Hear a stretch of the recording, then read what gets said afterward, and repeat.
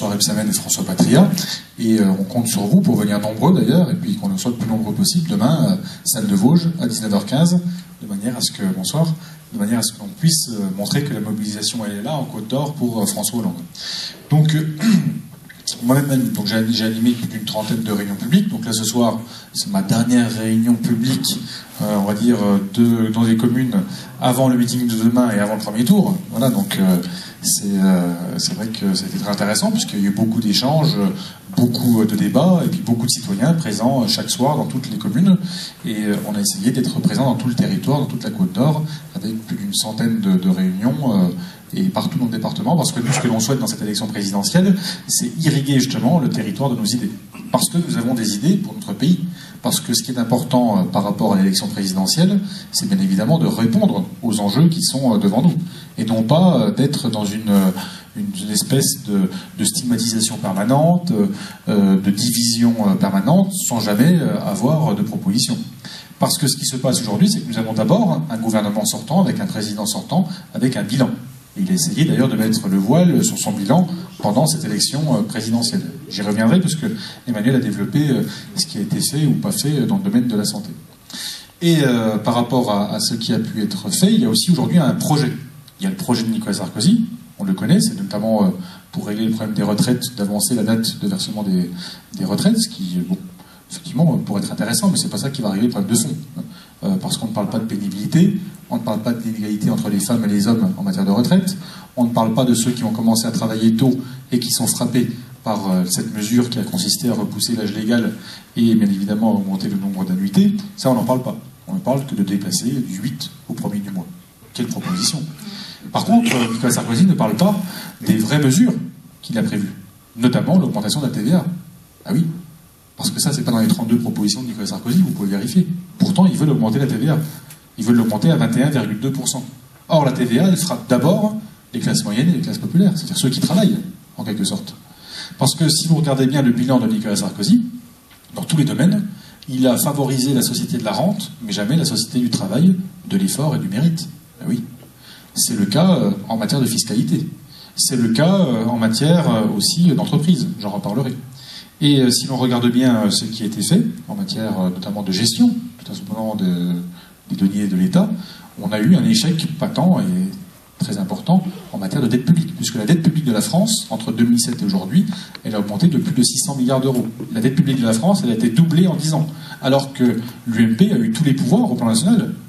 L'Assemblée, le Sénat, c'est plus le cas maintenant, mais ça a été le cas quand même pendant 10 ans, la présidence, bien évidemment, mais tous les pouvoirs nationaux ont été du côté de l'UMP. Donc ils avaient toutes les manettes pour pouvoir faire des choses.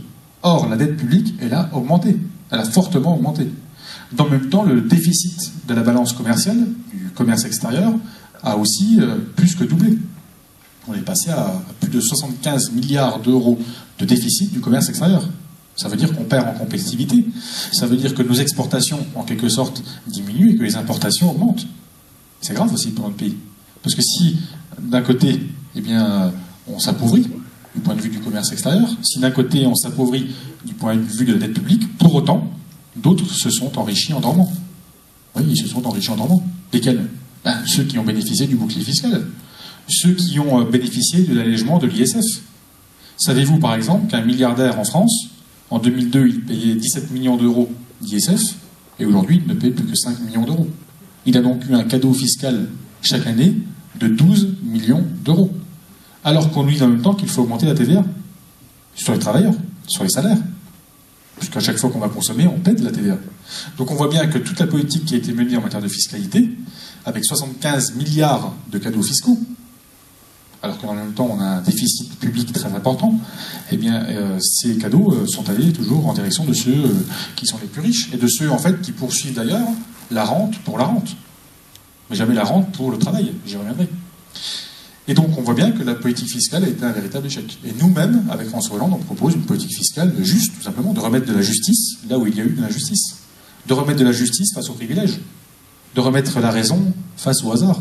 C'est ça aussi, je crois qu'une politique de gauche, dont on a besoin, c'est cela aussi qu'il faut imposer et revenir sur le travail, l'effort et le mérite, et pas la rente, et pas l'argent pour l'argent, et pas la spéculation.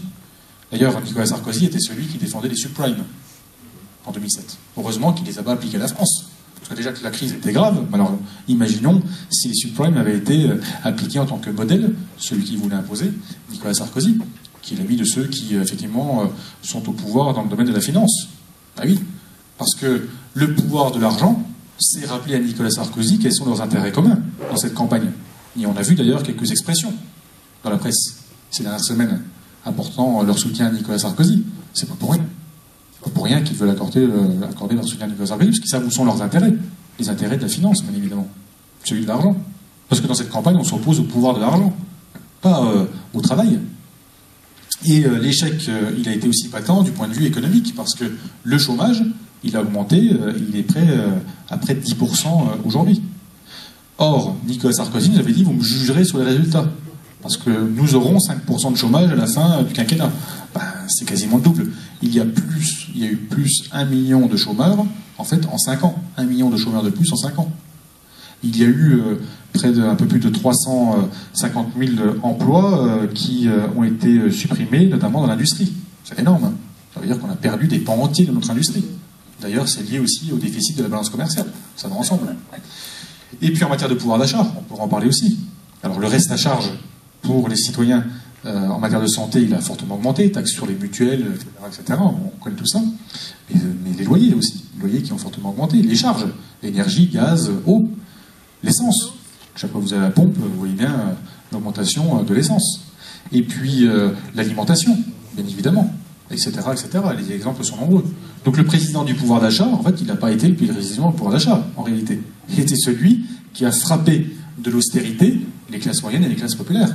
Mais qui, dans le même temps, a été doux avec les plus riches d'entre nous. Mais jamais de contrepartie pour les plus riches. Jamais de contrepartie pour les plus riches. Toujours des cadeaux. Quand les banques ont été sauvées avec des centaines de milliards d'euros de liquidités par l'Union européenne et par l'État, quelles ont été les contreparties demandées à ces banques? Quelles contreparties ont été demandées aux banques? Aucune. Quelles contreparties ont été demandées aux banques pour investir pour l'emploi? Pour investir dans les PME, dans les PMI, dans les TPE? Aucune. Ah oui. Est-ce que vos frais bancaires ont diminué? Non. Est-ce que le surendettement des familles a diminué? Non. Aucune contrepartie en direction des banques. Aucune contrepartie en direction des sociétés pétrolières. Aucune. On vous a dit, mettre une petite taxe. Nous, on mettra une taxe de 15% supplémentaire sur les bénéfices des sociétés pétrolières et des banques. Ah oui, parce qu'à un moment donné, il faut que chacun contribue en fonction de ses facultés respectives. Oui. Oui, on mettra une taxe de 75% sur les revenus qui dépassent 1 million d'euros. Ben oui, on le fera. Parce que c'est juste. Ben oui, parce que dans le même temps, il y a des personnes qui ont 1000, 1500, 2000 euros par mois, 3000 euros par mois, qui paient leurs impôts dans notre pays. Or, aujourd'hui, vous avez des très riches qui ne paient pas d'impôts. Donc, on plafonnera aussi les niches fiscales à 10 000 euros. Ah oui. Et on l'assume. Et on le fera. C'est vrai. Et je crois qu'on pourra multiplier les exemples. Mais oui, nous aurons une politique de gauche en matière de fiscalité. Mais une politique de gauche, ce n'est pas une politique qui assomme justement 80% de la population. Parce qu'aujourd'hui, c'est ça qui est prévu par ce gouvernement. C'est d'assommer ceux qui travaillent. Et on le sait. Donc il faut revenir à une politique fiscale juste. Et puis en même temps, il faudra effectivement maîtriser les dépenses publiques, mais pas avec la révision générale des politiques publiques, sur laquelle on reviendra. Parce que la révision générale des politiques publiques, c'est quoi? C'est qu'à chaque fois qu'il y a 2 départs de fonctionnaires à la retraite, on supprime un poste. Dans la police, 2 policiers qui partent en retraite, on en supprime un. D'ailleurs, il y a certains parlementaires qui ont du mal avec les chiffres. Je ne sais pas si vous avez suivi les débats. Ils n'ont pas constaté, apparemment, Dijon, la Côte d'Or, on sera dans un océan de bonheur. Il n'y a pas de diminution de postes. Il n'y a pas. Ça n'existe pas. On en reparlera après les élections présidentielles, il y aura des débats pour ça. Mais revenons aux faits. Donc, parce que les faits sont têtus. 2 policiers qui partent en retraite, on supprime un poste. À Dijon, 8 départs en retraite en septembre, aucun de remplacé. Ça, c'est 8 sur 8. Les gendarmes, c'est pareil. 2 départs de gendarmes, un seul de remplacé. Les instituteurs, c'est la même chose. 2 instituteurs qui partent en retraite, un seul de remplacé. Les professeurs, etc., etc., etc. Mais cela a des conséquences aussi dans les domaines que nous connaissons. Prenons le lycée du Castel, que vous connaissez sans doute. C'est un lycée dans lequel il y a 2 formations qui fonctionnent. L'hôtellerie-restauration et la comptabilité. Tous ceux qui sortent de ces formations trouvent un emploi derrière. Eh bien, il y aura moins de jeunes accueillis dans ces 2 formations à la rentrée qu'aujourd'hui. Pourquoi? Parce qu'il y a des suppressions de postes. Et en même temps, on va nous dire et nous raconter une petite musique qui voudrait que la politique du gouvernement serait efficace en matière d'emploi, alors que le chômage ne cesse d'augmenter. Défiscalisation des heures supplémentaires, est-ce que ça marche? Ben non, parce qu'autrement, on serait pas après 10% de chômage. Donc on reviendra sur la défiscalisation des heures supplémentaires. Est-ce que les salariés ont gagné? Ben non, parce que dans la loi TEPA qui a mis en place cette mesure, dans le même temps, ils ont écrit dans cette loi qu'il fallait réintégrer les heures supplémentaires dans le calcul pour la prime pour l'emploi. Donc ce que les uns ont gagné d'un côté, ils l'ont perdu de l'autre. Et là, encore une fois, il y a eu contrepartie. Mais jamais pour les plus riches. Toujours pour les travailleurs, toujours pour ceux, justement, qui travaillent et qui s'investissent. Mais jamais pour ceux qui investissent de l'argent pour l'argent.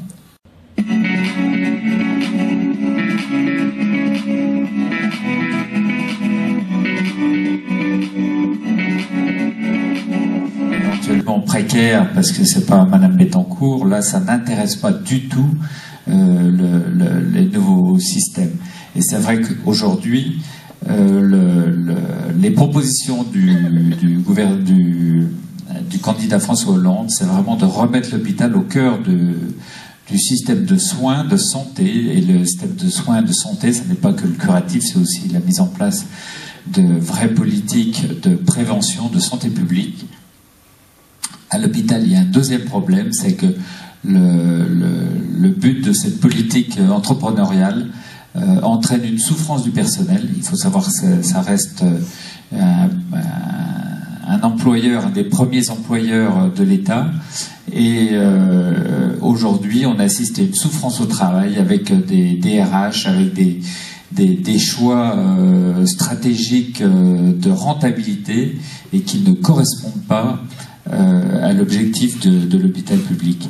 L'hôpital public, enfin, a une mission de formation, d'accueil de toute la population et des plus précaires. Quand on voit les cliniques, alors je différencierai les cliniques à but non lucratif qui ont une mission de service public et qui, à mon avis, doivent être développées, sont souvent oubliées dans les discours, mais sont une structure alternative très intéressante. Mais je parle des cliniques privées lucratives qui, elles, sont vent debout contre le mode de tarification à l'hôpital. Ils souhaitent une convergence entre leurs tarifications, alors qu'ils ne font pas du tout la même chose. Eux ont opté pour des petites interventions rentables avec les patients qui partent très rapidement, avec un moindre coût. D'ailleurs, avec une souffrance aujourd'hui de la part des professionnels de santé. Je vois des chirurgiens qu'on pourrait penser très contents d'être dans ces structures privées, dans ces grands groupes, mais qui au contraire se trouvent aujourd'hui face à une entreprise cotée au CAC 40 qui les considère comme des salariés qui doivent être rentables, et s'ils sont pas rentables, on les jette et on en prend un autre qui va mieux cadrer à la nécessité de rentabilité. Je crois que le programme de François Hollande, pour ça, est clair en expliquant de remettre l'hôpital public au cœur du système de soins. Ça n'est pas l'hégémonie de l'hôpital, c'est remettre l'hôpital public qui est la référence en matière de formation au centre du soin, avec une coopération avec tous les établissements. Je crois qu'il faut demain, avec l'équipe, avec le gouvernement de François Hollande, ça sera une vision de la santé qui sera pour la population, en utilisant tous les différents acteurs, l'hôpital public, les hôpitaux les cliniques à but non lucratif, l'encadrement des cliniques à but lucratif, parce qu'effectivement, on peut mettre leur mode de fonctionnement, mais avec des règles, avec de la régulation, et puis une coopération entre le système libéral et le système hospitalier.